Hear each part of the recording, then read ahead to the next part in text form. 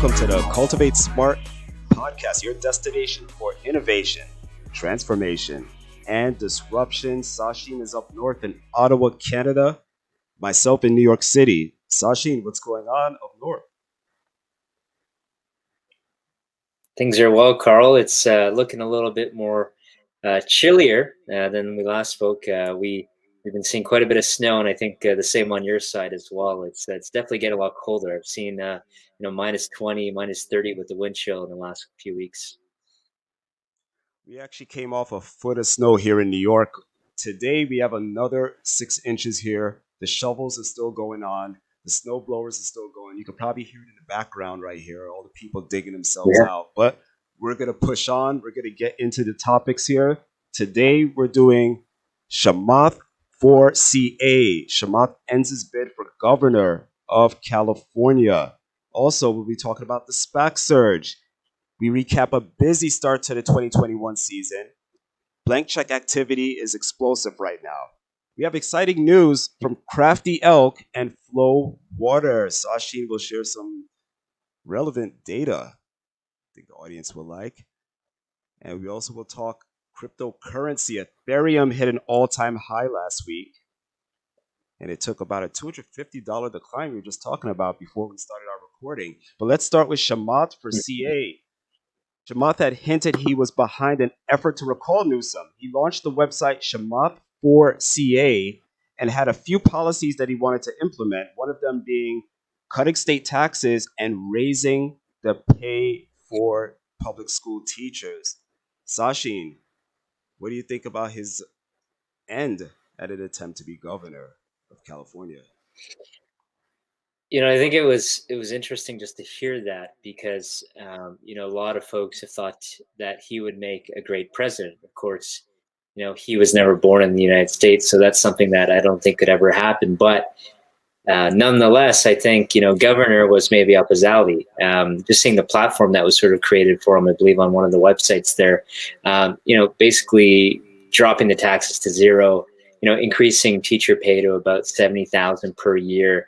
And ultimately looking to really bring together a platform that would allow businesses to thrive, people to be in a much better position in the state of California, and really looking to take away from Newscom. I think he's an interesting fellow where there's been some action over the years, but I think most recently when I saw that they had wasted, a few $1 million worth of vaccines, just having that sort of rotting on the shelf, my mind was kind of racing and thinking, well, what's kind of going on here? He's done obviously some good things for the area, but from what I understand and based on the research that I've done, it just seems like there's a lot of issues going on in California right now. Just seeing what the mayor in Miami is doing, he's bringing a lot of these tech executives, a lot of these entrepreneurs and startups over to Miami now, and he's now basically housing millions of dollars as a result of that. So there's going to be an interesting sort of play here where we see a lot of these Californians moving over to Miami. And we're going to see also a lot of action over in Austin, Texas, where, I remember even a few years ago when I spent some time in Texas, a lot of folks were telling me this is going to be the next tech hub. And long story short, I think it's interesting to just see that Elon Musk now is over there spending a lot more time in that region against California. Chamath is known as a straight shooter. Do you think he's like the right answer, or would he have been the right answer for California, even though his run is over?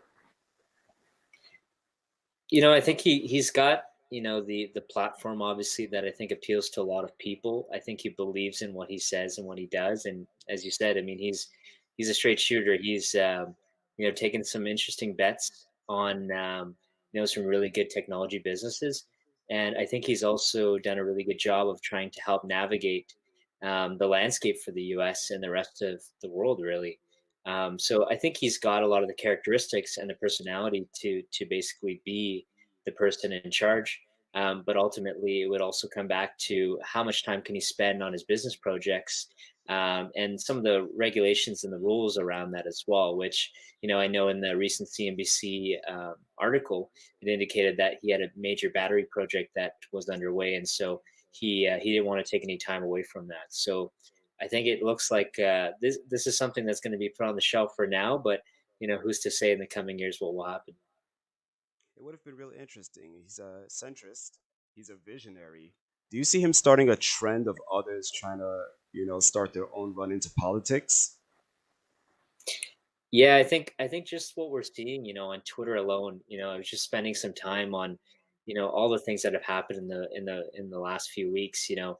GameStop, for example, has been sort of the talk of town. Wall Street Bets, Reddit, CNBC, many of the media outlets, and of course all the banks that now deal with sort of that concern when a stock goes that high and starts to surge, and then you see all sorts of retail action.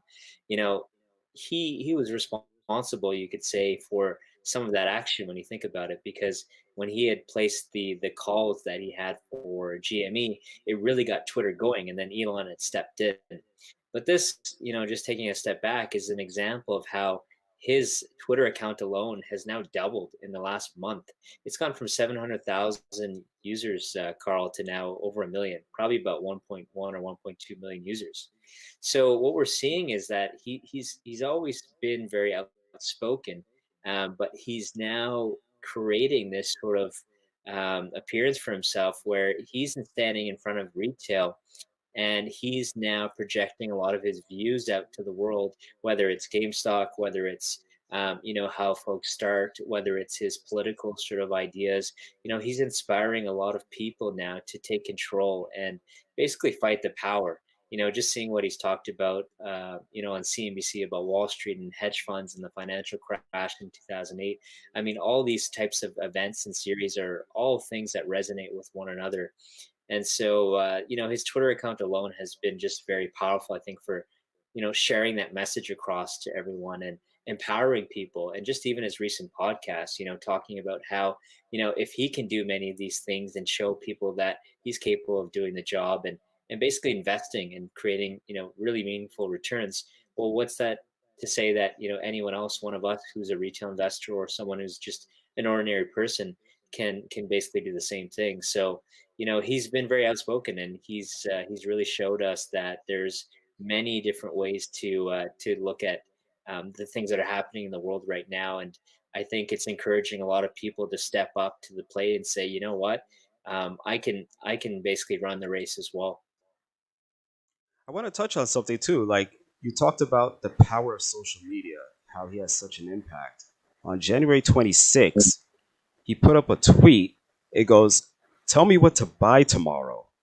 I'll throw 100K at it to start." And it just kind of moves activity. It just tells you not just how powerful these platforms are, but how powerful his voice is, that he has that type of impact. And that's why I think his run for governor, I would have liked to see it go through because it would be very interesting to see how he would have led the state had he won. I believe had he run, he would have upset the competition there. Like, what do you think? Do you think he would have run? I know you touched on him potentially doing it again down the line. I believe in another couple of years he could also put his bid back in. But what do you think? I think selfishly he felt that he could obviously be the person in charge, and that he's very capable of doing that. What I would tell you is that he, at the end of the day, I think it really struck a chord. I think for him, it really felt like an opportunity that he could take advantage of. But I think deep down, just knowing all the projects and things that he's involved with, and his passion for technology and investing in indelible brands and breakthrough technology businesses, at the end of the day, I think that's always going to be his core focus, and where his passion lies. So I think if he made the right decision in trying to really harness his energy and his focus there.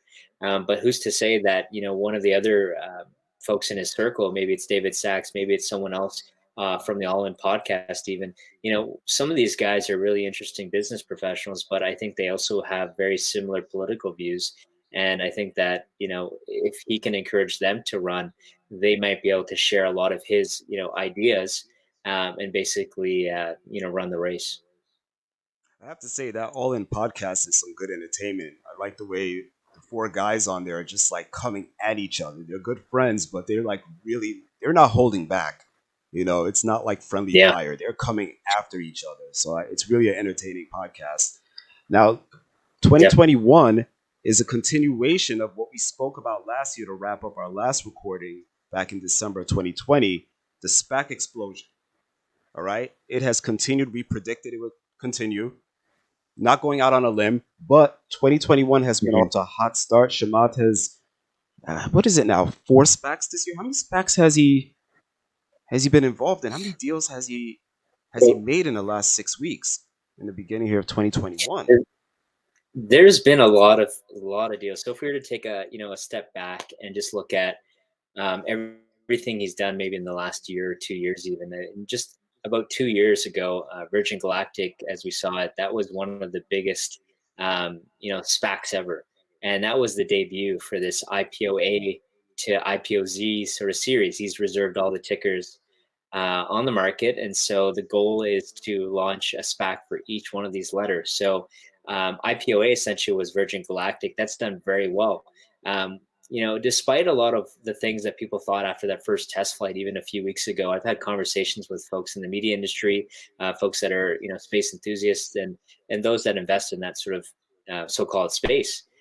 We have seen a lot of different debates around where that business goes now, and so what I'm seeing now is a business that is looking to go to that next level. When the price was sort of in that 20 range and he had sold off some of his stake, it questioned a lot of the views and his sort of his involvement with that business. And he assured folks that he was very committed to that. He was basically parlaying some of those funds over to new projects because he's juggling some of these balls in this next year. And just even looking at what he's done in the last few months, Carl, we've seen over 5 or 6 pipe deals, private investment and public equity businesses in this period of time. And we've seen now IPOA, which is Virgin Galactic, IPOB, which is Open Door, and IPOC, which is Clover Health. Those have all been released in the past rather 2020 year. Now what we have is 3 blank check companies, IPO D, E, and F, which are well underway. We saw SoFi, which was IPOE, and now we're waiting for IPOD and IPOF to get their announcement on who will be the next target. So it's interesting. There's a lot of deals that are going out, and we're expecting to see another round of SPACs from him this year. But long story short, what I read just the other day was that there's about $81 billion worth of SPACs that have gone out there in 2020. And the most recent news was kind of shocking to me. I heard about Shaq being involved in a SPAC, and then all of a sudden, just the other day, I hear Alex Rodriguez has a SPAC. So they've raised hundreds of millions of dollars as well. And it's getting interesting because you and I had talked about where this industry is sort of heading. I think it's going to be a really hot market for 2021. But as even Chamath had stated in his tweet recently, he said, SPACs are easy to raise, but they can be very hard to execute. Good luck to all the players. And I think what he's trying to say is that he's looking at the data, of course, just as much as we probably are, if not obviously more. And he's now seeing this trend. When he had started out, they called him the SPAC king, just because, he started this movement around SPACs when, a lot of these people didn't even understand what that meant. And now we're seeing tens of companies coming out now with SPACs and billions of dollars of market capital now, just in the U.S. market. So what does that mean? Well, I think we're going to see a saturated sort of SPAC market. There's going to be many that will do well like his. But I also think that there's just so many SPACs that there won't be enough targets. I don't know. What is your thoughts on that, Carl? Well, I mean, here's the thing though. We spoke about this in December, and we definitely said, hey, look, 2021 is going to be even more explosive than 2020. We knew that. A lot of people out on Main Street thought this, and it's happening right now. The activity has been Mhm. like, I think it's been actually more explosive than I thought it was going to be in the first 6 weeks of the year. And obviously, I do see this Mhm. trend continuing, especially as we're still in the current economic shutdown right now. And I definitely see this Definitely. activity going throughout the end of the year. The question is, we talked about sustainability on our last recording. Like, do you see any Mhm. kind of a tail off going into 2022? I think 2021, we're going to continue to see the same trend in activity. There will Yeah. be no let up, in my opinion. But what happens going further? Will this continue? I know we're kind of early, Yeah. we're only in February here, but is it too early to look at 2022? Yeah, I think if you were to make the analogy almost with a science experiment, what we saw in 2020 was, various SPAC sponsors, the Gore Groups, the Foleys, the Bill Ackmans of the world, right? Folks that have been in this space and have obviously a really good name and brand. We also touched on what sort of, what makes a good SPAC. How do you get a good target? If you are a high quality sponsor, meaning you have a name, you're able to get on TV and have that exposure. Many of these SPACs have the ability to do that. Someone like Chamath or Bill Ackman or Foley can do that, but not every SPAC sponsor can get that sort of media exposure as well and promo. So those are some of the variables I think that come to mind. But 2020 was very evident. I mean, we saw that many of these SPACs have done really well. Chamaths especially have performed very well.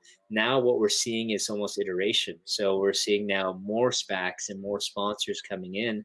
But I think we're going to see the incumbents like the Ackmans and the Chamaths of the world that are continuously providing some really good deal targets and providing much more market appeal ultimately. So I think I would, really agree with you on that. That we're going to see a really good movement of SPACs. We're going to see some really big deals of the year.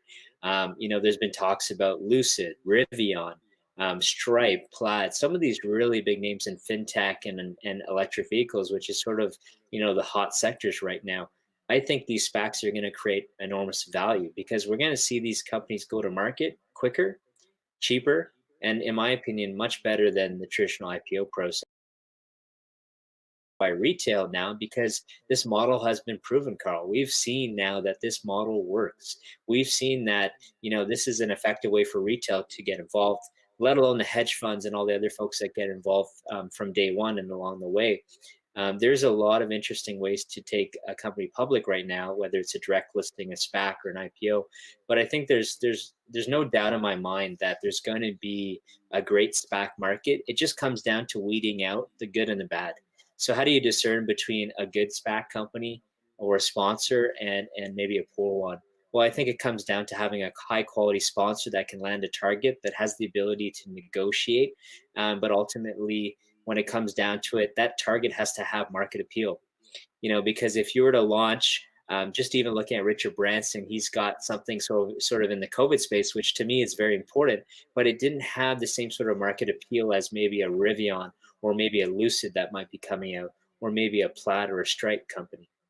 So, at the end of the day, some of these businesses are in quite the demand, but they're not always going to have the same sort of attraction that they do against some of these other groups. EV is a big market right now. FinTech is a big market, but even as we saw IPOC from Chamath Clover Health, which had some interesting takes in the media recently from a firm, those businesses from the get-go didn't really take off, but I fundamentally believe that even like a business like Clover, which is in the health sort of medical space, that is a business that I think will be a game changer in the United States. And I think for years to come, there's going to be a lot of good things that come out of those businesses, which will honestly, it will show in the performance of that stock. And as much activity as we've seen in the SPACs in 2020 and now in 2021, another exciting thing is going on. The cryptocurrency markets have been exploding right now. We all know where Bitcoin is. However, Ethereum hit an all-time high last week before taking a downturn, a couple $100 down in the last few days. However, Ethereum, the outlook is expected at 10,000 by the end of the year. Some are predicting. Do you see Ethereum being the most powerful crypto behind Bitcoin? Yeah, I've had this conversation. Obviously, you and I have talked about this in the past, and it's something that I've had numerous conversations with folks in the industry and just friends in my circle as well. In the last 3 or 4 years, I've spent some time in crypto. Probably about 2017, and back then, Ethereum was sort of my go-to. I thought, the comparison they kind of say is like, Coke and Pepsi.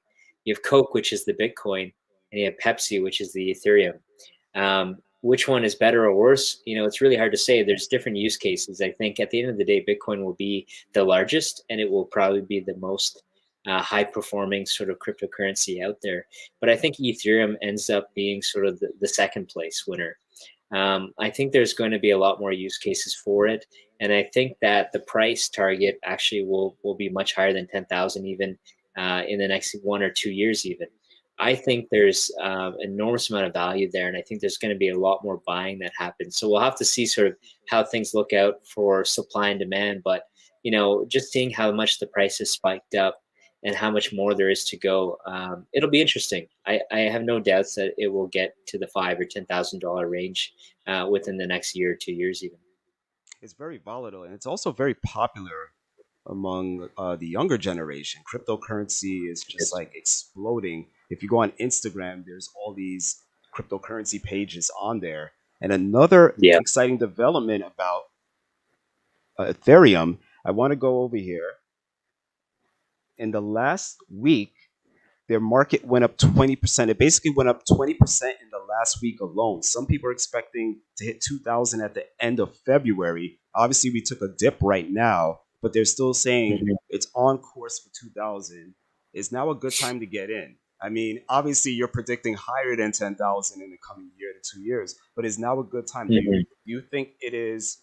Because we also have Polkadot, which is very popular among It is, yeah. millennials and Gen Zers. Polkadot's been climbing. Of course, we have Litecoin, which is another one that's been hovering around 147. If someone was going Mhm. into getting a coin, let's take Bitcoin off the table.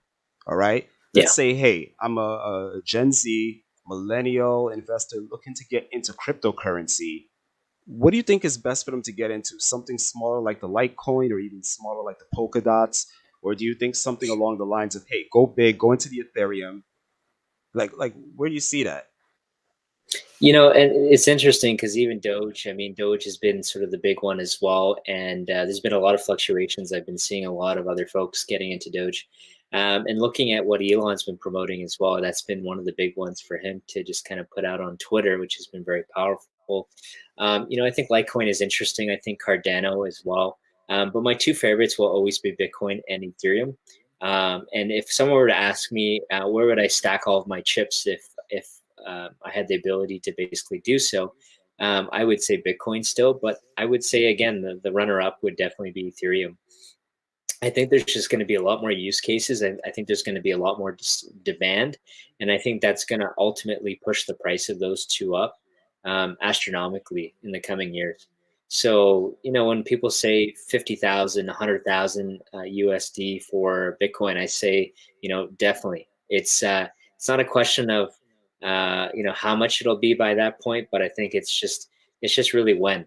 Will it be 100 or 150 in the next year or two? It's really hard to say, but I think in the coming years it'll definitely be there.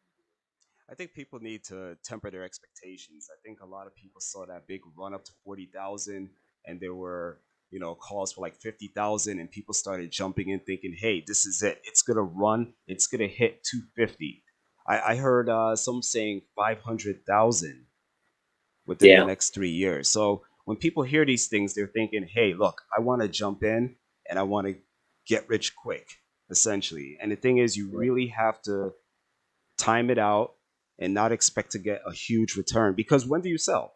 When do you sell? Like right now, if you got into Bitcoin, for instance, when it was 4,000 and now it's up to Yeah. 40, the key thing is not to say, hey, look, I'm going to jump out now because I don't see it going higher. But at the same time, are you going to wait till it hits 500,000?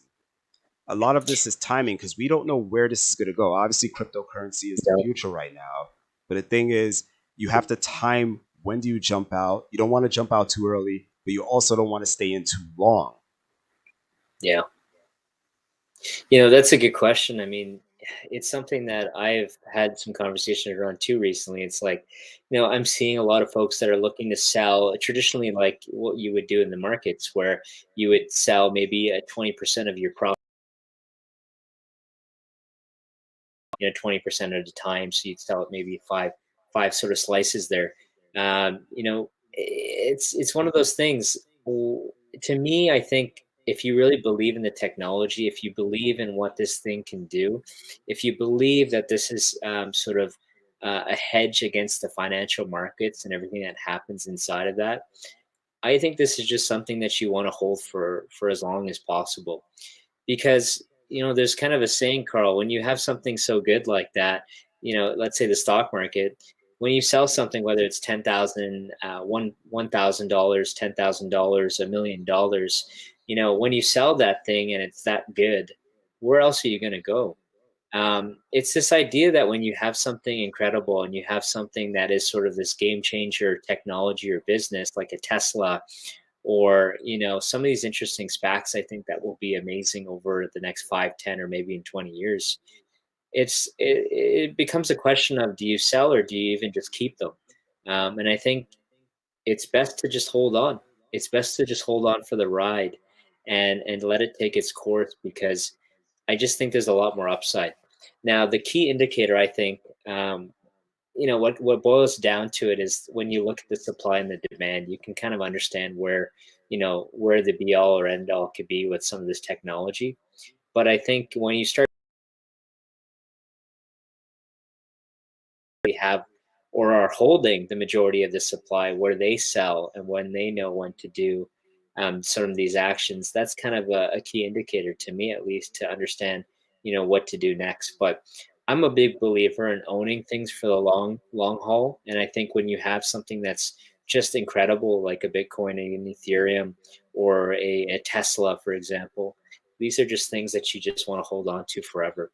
Because if you look at something like Apple or Amazon, for example, 20 or 30 years ago, these were businesses that were incredibly cheap, but if you had just held on for the entire ride, you would just have an enormous amount of value at this point. So that's kind of my philosophy when it comes down to it.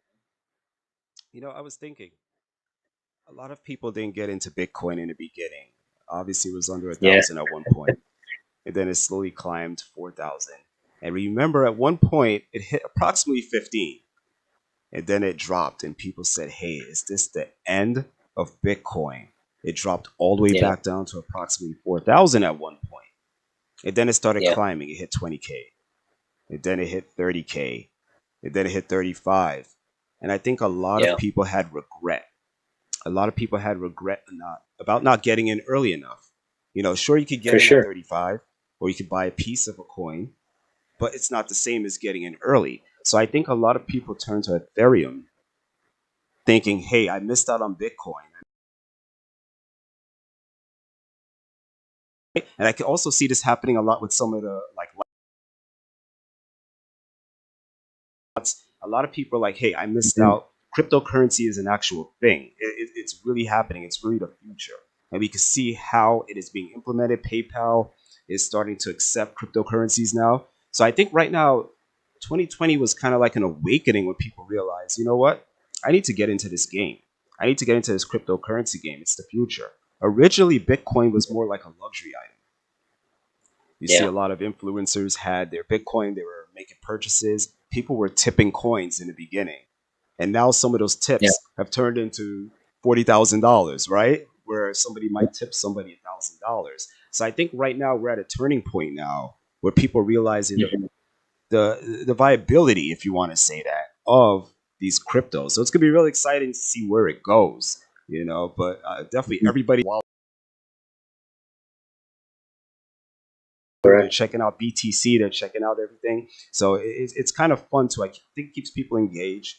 I think, like I was talking about the millennials and the Gen Zers, I think it's getting them to realize the importance of having, uh, I don't want to say like a diverse holdings, but it's definitely getting them into the game. Because I think the traditional stock market, even though we have Robinhood and we have other apps where people can get into the market, I think cryptocurrency, because it has the coolness factor to it, like to say, Yeah, hey, I own BTC, I own Ethereum, yeah, Dogecoin, or whatever. I think the coolness factor of it has driven people to it. But I think it's good as long as they do it responsibly. I think that's the key. I agree. I think the key is not to throw all your eggs into one basket. And now, if the market Yeah, falls, you go, hey, I got into BTC. I got in at 40 thinking it's going to run up to 250, like I was saying, and now you lose all your money. I think it's still very important yeah. to be responsible with this. But sky's the limit, and that's the exciting Sky's thing the about limit. it. It It's is. a good point. They used to say put 1% of your portfolio in this thing, and I of a portfolio. You need to understand bizarre. But in hindsight, 3 or 4 years ago when it was still very early, if someone were to tell you just put 1% of your portfolio in this thing, and just let it be and let it run, I think you'd be very happy today. So at the end of the day, it's not correlated to the markets, and now you could say, well, if I can put a small percentage of my portfolio into this thing, God forbid, if anything were to happen, well, how much am I able to lose at this point? How much can I afford to lose if I were to put this amount of money into this? They call it the insurance, right? The insurance bet. So, that's kind of my perspective on it, Carl. Yeah, and we touched on Robinhood, and obviously an exciting, well, I won't say exciting, an eventful is probably a better word for the week they had. Obviously, Wall Yeah. Street bets all over the news. We could recap everything that happened last week, but basically a lot of customers were essentially locked out of making trades, and they weren't able to get in on the momentum. Like now, this whole Yeah. Wall Street bet situation, obviously the Reddit forum right there. Do you think this was a Mhm. pushback, like against the big wigs on Wall Street? It's something that I've seen for a long time, Carl. We've been on Stock Twits, we've been on Twitter, we've been on Wall Street Bets and Reddit. Um, there's nothing wrong with it. I think there's really enough smart, savvy investors on there. They could be in their 20s, 30s, 40s. I mean, but there's a community of millions of people on Reddit alone, and even StockTwits. Lots of people that are sharing ideas, sharing some of the knowledge that they have, some of the diligence ultimately in there. So, this is sort of this fight against the ordinary retail investors versus the institutions and the hedge funds and maybe even the media. It becomes really interesting when you can say something like GME and everything that you see now in some of these high flying sort of stocks, the AMCs of the world as well. These are interesting to me because I think this is really this transformational piece now in the market where ordinary people, as you saw it on GME, GameStop, had made hundreds of thousands of dollars and millions of dollars. And we heard some of the stories. Some of these kids were able to pay off their student loans. Some of them were able to pay their own mortgages, their parents' mortgages. There was a lot of interesting, um, you know, insights that came out of this thing, and it almost was like an experiment. You can almost say that this was the litmus test. This was something that really changed the game. And I think we're going to be laughing or looking back at this 5, 10, 20 years from now and saying, look what happened. I've talked about this now for the last few months about how where is this sort of decade going? I mean, we're now seeing this change in the way that retail is being able to perform and be able to participate in SPACs and a lot of these interesting stocks right now. So I think there's going to be a lot of wealth that will be driven to these same individuals, and there's going to be a bit of a change or a toss up in how retail performs against the hedge funds and the institutions. We're going to see a lot of institutions now that are trying to um, be very careful in how they disclose information. A lot of these short sellers who are or short the stocks are now trying to find ways to be a little more creative and basically counter against the retail that are trying to take them down. Yeah, it's really interesting here. Despite all of the turbulence in a week for Robinhood, what I found interesting, their downloads on the Google Play Store went up. Despite everything going on in the last 10 days or so, it actually went up. Mhm. Also, on top of that, there was kind of like a pushback after the whole lockout on customers. You essentially had people giving 1 star ratings to Robinhood. Yeah, And so basically it brought them down 1 full star. People were giving 1 star ratings, and it actually dropped it down a full star from where it was prior to this whole, uh, you know, the events that happened. Robinhood is one of those platforms where, I can't say I know enough about it, but, just what I've seen over the years and just recently through the news and the research that I've done, very similar to a data driven sort of business like Facebook and Google, where, their take was, and, Jason Calacanis, who was an early investor, angel investor in this business, had defended them. But, essentially they came out as a low cost, sort of commission free, trading platform to help a lot of these millennials. That was sort of the target. That's great. Now, the real business, I think, is that there's a lot of data that's being obviously driven through this platform. And so a company like Robinhood can basically monetize on that. And so it becomes really interesting because they slowed down the trades essentially. And a lot of the other banks did this too in the United States and some in Canada. But they wanted to basically be able to say, you can basically sell the stock, but you can't buy it. And it was interesting because Robinhood, for example, it did that for a day, and then they sort of resumed trading as normal, as it was before everything sort of took place on this stock. So, I think they're an interesting platform, but I think you would sort of question the ethics of that business. And Vlad, when I saw him on CNBC and all the other media outlets, it looked like he was basically lying through his teeth to the reporters when he was asked questions. Absolutely, absolutely. I want to transition here. I actually want to move on to something else. Sasheen, are you thirsty? Are you hydrated right now? Yeah, yeah, Yeah, doing quite well. We're always drinking a lot of that H2O. that's what I'm doing right here. I'm staying hydrated. Speaking of staying hydrated, what do you know about Flow Water? Flow Water, I'm going to set it up a little bit just to give a little background here. The fastest growing premium water in North America is looking at expanding into the United States. What is going on with Flow Water? Flow Water is a very interesting business. I came across this company, Carl, like about 4 years ago. It was about 2017, and about the summer when I met Nicholas, the CEO, at a conference over here in Ottawa. And long story short, they were starting out as just an average sort of water brand that you probably see on the market, but they had a really interesting package. And what they've sort of done is now they've taken the classic sort of Tetra package and created a really sustainable product. So they're a B certified corp that has now been able to drive their product across over 30,000 stores in North America. So that's Canada and the United States. And they've expanded their business where they have flavored water. So they've taken the original water, the mineral water that they are, and they've now expanded out to flavored waters with no additives, no sugars, or any of that stuff that you obviously see in a lot of the drinks nowadays. But they have an interesting product line and a collagen water series as well, where you can get collagen protein in each bottle. But they have built an incredible business in that they've now become the number one sort of fastest growing water brand in North America. So that's 30,000 plus stores across North America, and they've now seen double-digit growth in the last year. So we have, I believe, over $30 million of revenue each year right now, and we're continuously sort of scaling that.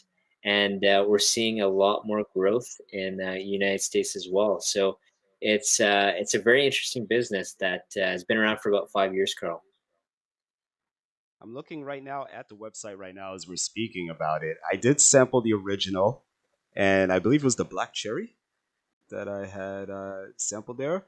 All right, so here's my take on it though. I like the original. The original has a very nice, pure taste to it. The black cherry was really good.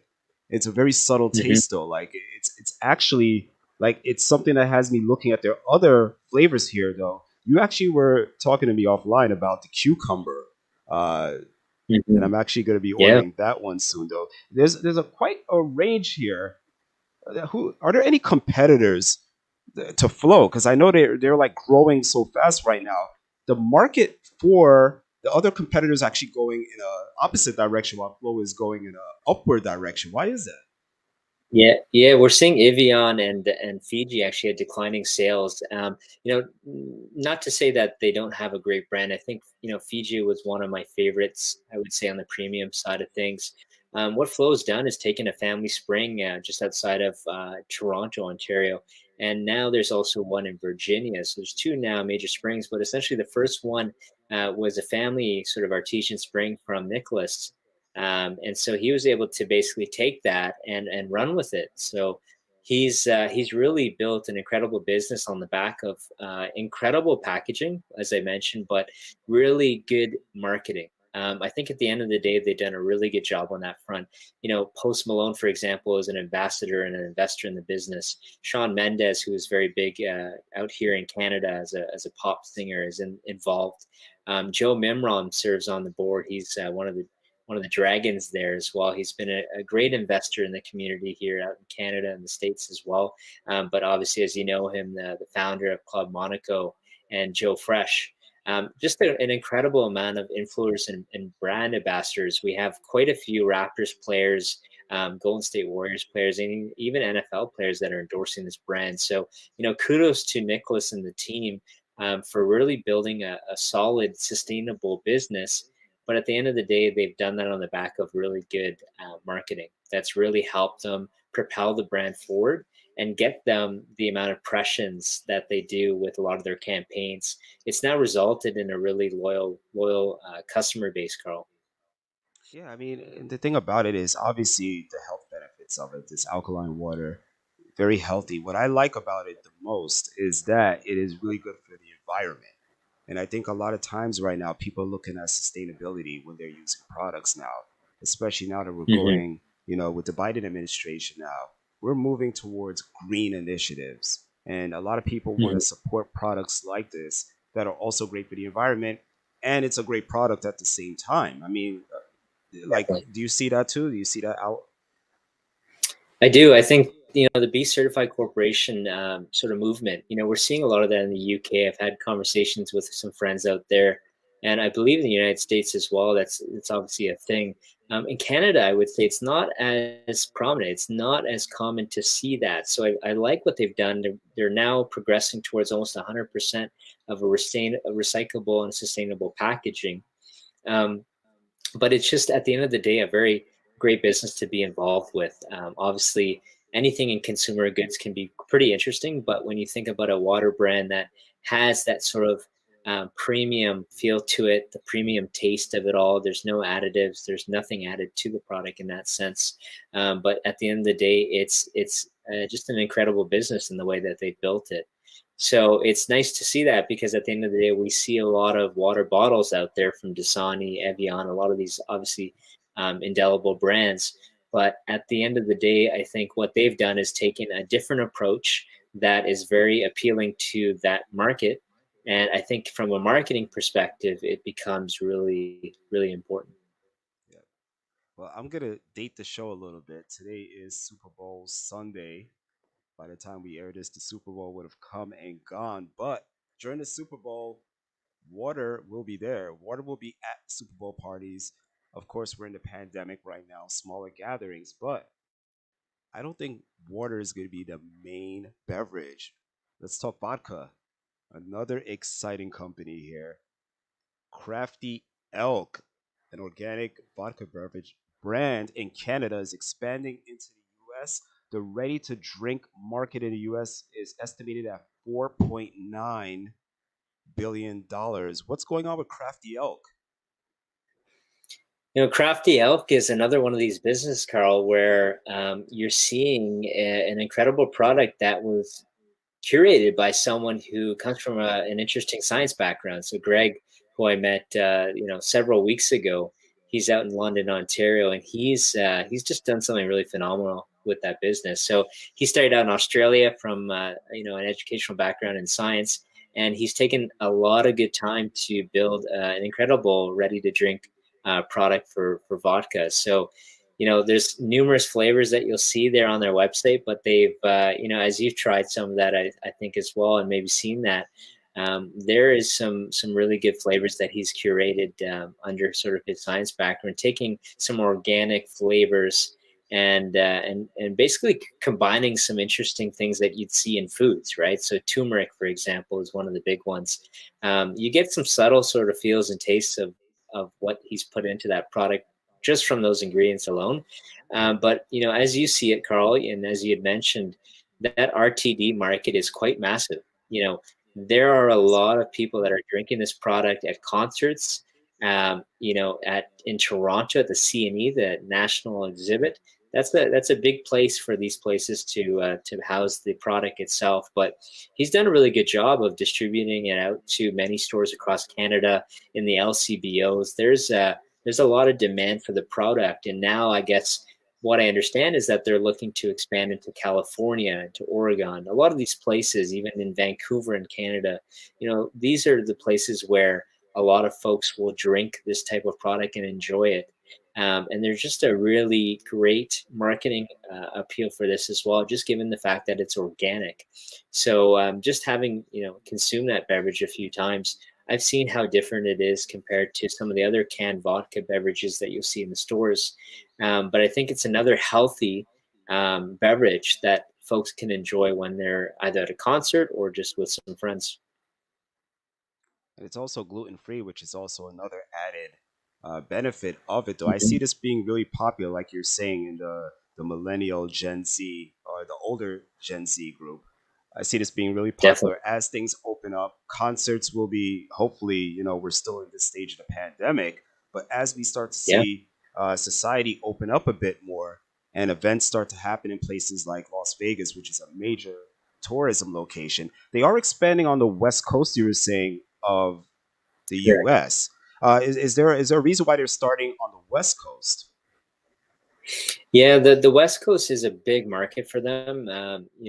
What I was sort of referring to is that there's a lot more concerts, I would say. There's a lot more of these folks that are very conscious about the things that they consume. And ultimately, I think Vancouver and California with Whole Foods as well, these are some big markets for a brand like that. So Cody Simpson is actually a sort of representative of the brand and an investor in there. There's some really interesting folks. It's really interesting. They've come out with something very unique, I think. The first thing that stands out is these really cool cans, though. I'm going to put up a full screen of what this website looks like. So they have a couple of flavors here. We have a blackberry, passion fruit, and green tea. That's one. We also have a cranberry, blueberry, and acai. And then we also have a mango and honey. So the flavors are really, they really like punch out. They really The grab your variety. attention here. It's Mhm. not like a plain cranberry and vodka. Like they're kind of exciting mixes here. I want to move on. They are. Yeah, they are. They are. And I want to move on to something else that's really exciting. And we're actually discussing this telehealth medicine. Telehealth Hmm. medicine. It's an app that connects patients with doctors for essentially video consultations. And this is based in, was it Sri Lanka, you were saying? Correct. Yeah. Correct. Right back home, where my family's from. So there's, a lot of interesting players, I think, in telehealth, and I think just increasingly important, obviously, through these times in COVID. oDoc is a player that basically serves the consumer market, but ultimately, really serves a purpose for the corporate B2B market. So they're now the largest in Sri Lanka, and they have now scaled and sort of explored into the Maldives market, the India market as well, taking some of the market share over there. But essentially, you can get a doctor on service within using this app, and there's sort of a subscription base to this model. So you can pay between three different plans to have certain levels of service, to have a doctor be able to attend to your needs, and to also be able to get prescriptions on demand as well.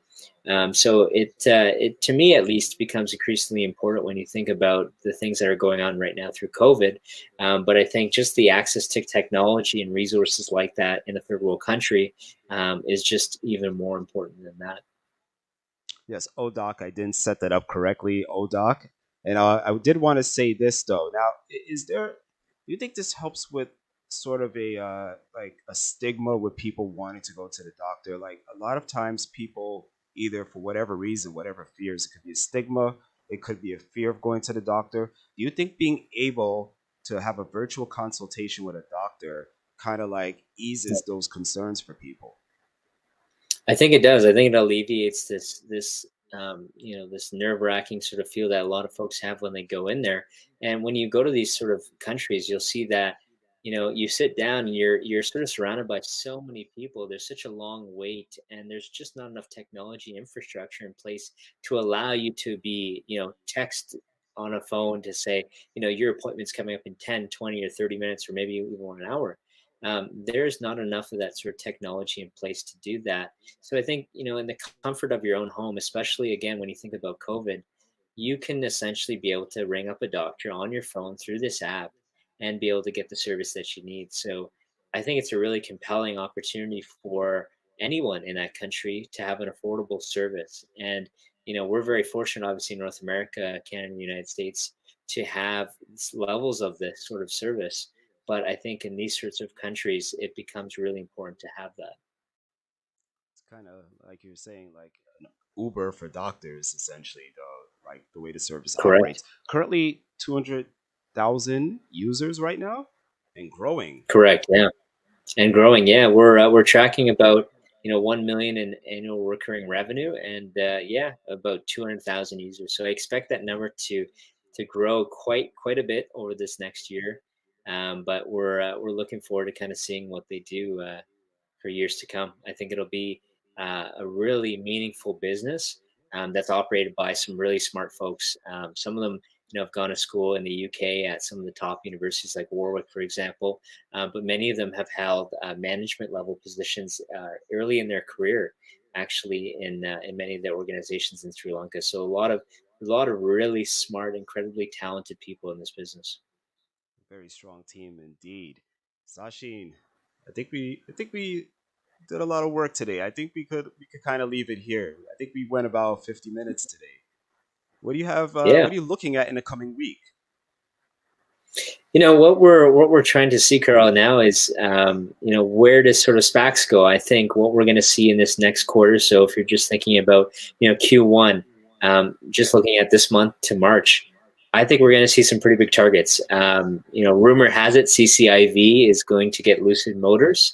We're still waiting for IPOD and IPOF to announce as well. So I suspect those announcements will be in the coming weeks. And then we're going to see some new SPACs as well, and some pretty interesting pipe deals. But I'm really excited to see what's going to come in this next quarter alone. We'll be looking, and I'm looking ahead at the cryptocurrency market. I want to see if Ethereum can continue the drive that it had last week before this fall. Will it hit 2,000 before the end of the month? Also looking at Bitcoin, which is hovering close to around 40,000 right now. Everyone's calling for Hmm. also at the end of the month, Bitcoin potentially hitting 50,000. Will BTC hit that? That's going to be exciting. And what does that mean for some of the other coins that we discussed, the polka dots, the Litecoins? What does that mean for the entire Exactly. cryptocurrency market altogether? This could be really exciting right now. I think February could be a really pivotal month for both SPACs and the cryptocurrency markets, though. So it's going to be something to keep an eye on. Sasheen, I want to Definitely. remind everybody to like, comment, and subscribe below. Cultivate Smart Podcast. If you have any suggestions on anything you would like to hear, drop us a message. Until next time, thank you for joining us.